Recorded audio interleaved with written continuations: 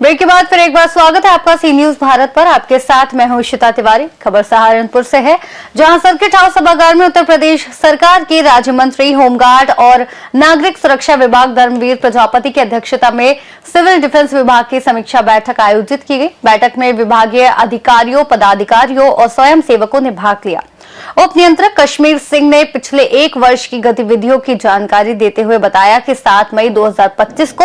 Operation अभ्यास के तहत मॉक ड्रिल कराई गई थी और भारत सरकार की अधिसूचना के अनुसार प्रदेश के सभी जिलों में नागरिक सुरक्षा विभाग की स्थापना की गई है।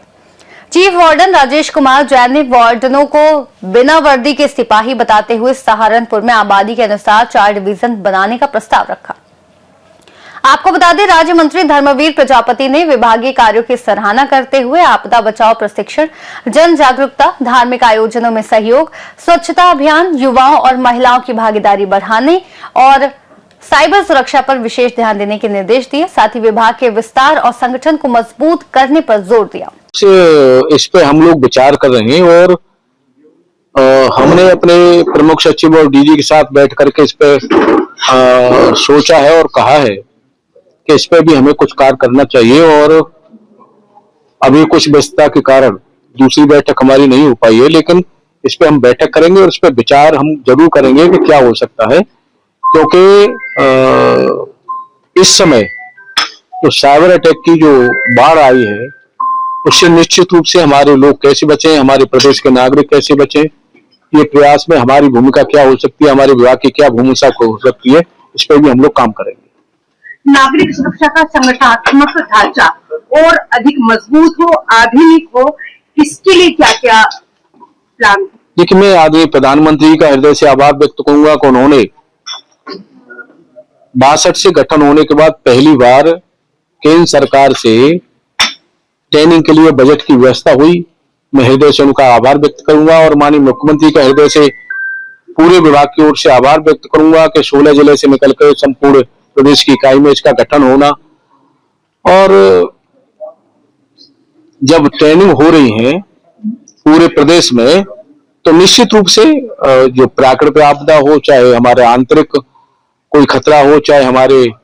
आयोजन होते हैं, जो धार्मिक आयोजन होते हैं, उसमें हमारे इनकी जो वार्डनों की, हमारे स्वयंसेवकों की जो भूमिका रहती है उसको और विस्तार से आगे बढ़ाया जाए और लोगों को जोड़ा जाए, ये प्रयास भी हमारा है। विशेष करके हमारी बहन बेटियों को और नौजवान बच्चों को जोड़ने का हमारा प्रयास है, उस पर हम लोग कदम आगे बढ़ा रहे हैं। आपने खुद माना कि जो वार्डन है अपने ही घर से पेट्रोल फूकते हैं, समय देते हैं, तो उनको क्या कोई मानदेय देने की व्यवस्था भी आप सोच रहे हैं? देखिए,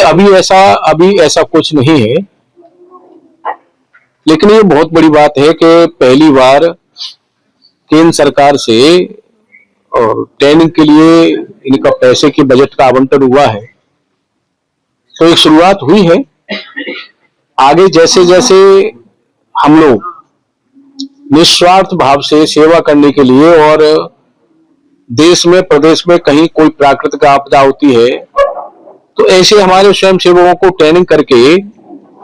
तैयार किया जाता है और उनको ऐसी प्राकृतिक आपदा में और चाहे कोई आयोजन में इनकी सेवा ली जाती है, तो लोग अपने स्वयं के सेवा भाव से जुड़ते हैं। आज हमने तमाम लोग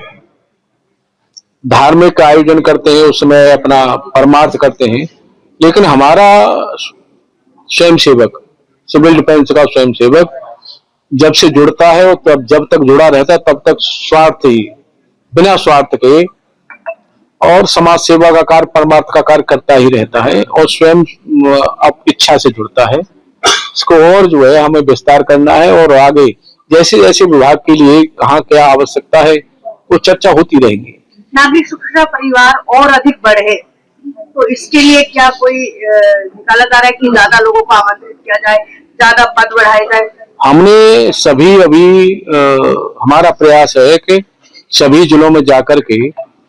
हम स्वयं जाकर के वहां हमारे स्वयं सेवकों से, सभी हमारे वार्डनों से, चीफ वार्डनों के साथ बैठ करके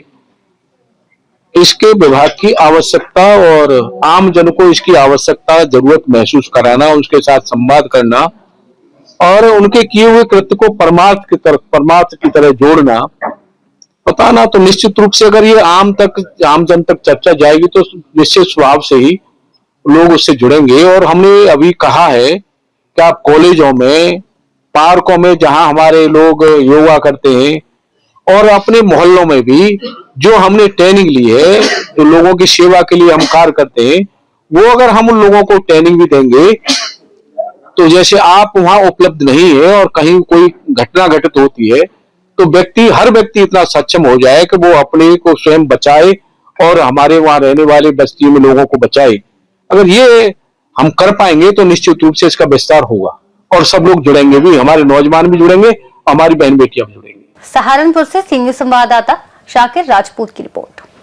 इस खास रिपोर्ट में इतना ही। देश और दुनिया की तमाम बड़ी खबरों के लिए जुड़े रहिए सी न्यूज़ भारत के साथ।